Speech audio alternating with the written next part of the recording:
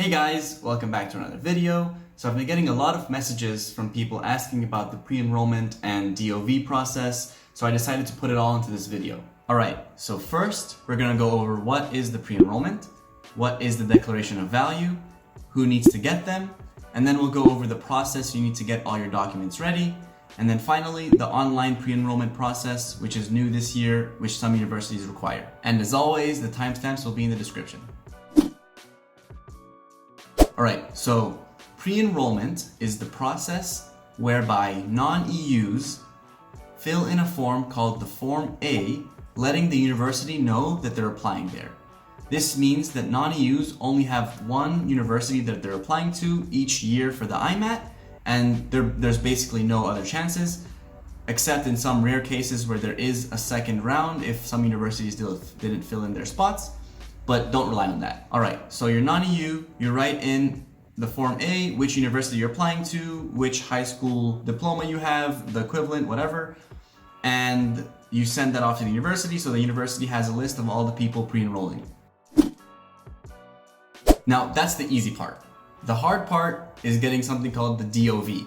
So if you went to high school anywhere other than Italy, you have to prove that your high school is equivalent to that of Italy and is at least 12 years. So some places they go through 11 years of high school or primary education, and then they have to do a year somewhere else, and then they have to prove that they've been through 12 years of education. That's the process of the DoV. But in order to do that, you're gonna have to get a bunch of documents. Now keep in mind that this is what I went through for my embassy in Thailand. So it might be different. I really recommend that you guys call your embassy and ask them specifically, but this is just a general guideline. So the embassy required from me my high school diploma and my high school transcript, which have my grades. They needed a letter from my principal letting them know that I've been through 12 years of education. And in some cases, you're gonna need to show your national entrance exam, which the embassy is going to need a certain grade. So that's where you specifically need to talk to them and figure out what they need for that. Now, another reason to check with your embassy is that they might require an IELTS or TOEFL exam certificate to verify that you have at least a B2 level of English before applying to medicine. And on top of this, some embassies will require you to get something called the Modello D, which is you need to get a visa in order to take the exam. So you're gonna have to print out a form called the Modello D and fill it in. Now, to get those documents, it's pretty simple. You have your high school diploma after graduating. So that's the first point, you have to graduate high school.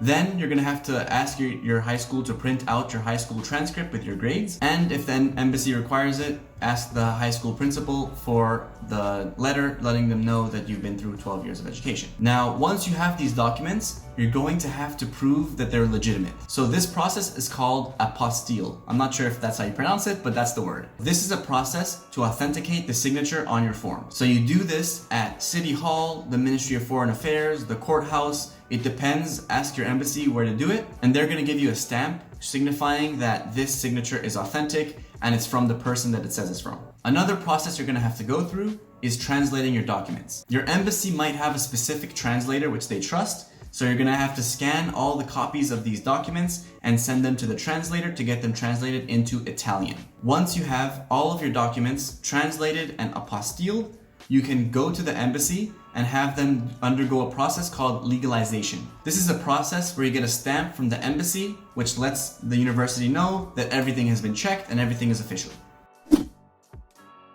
Now there's another process called an online pre-enrollment, which, for example, Messina, Turin, and Pavia are doing this year, if I recall correctly.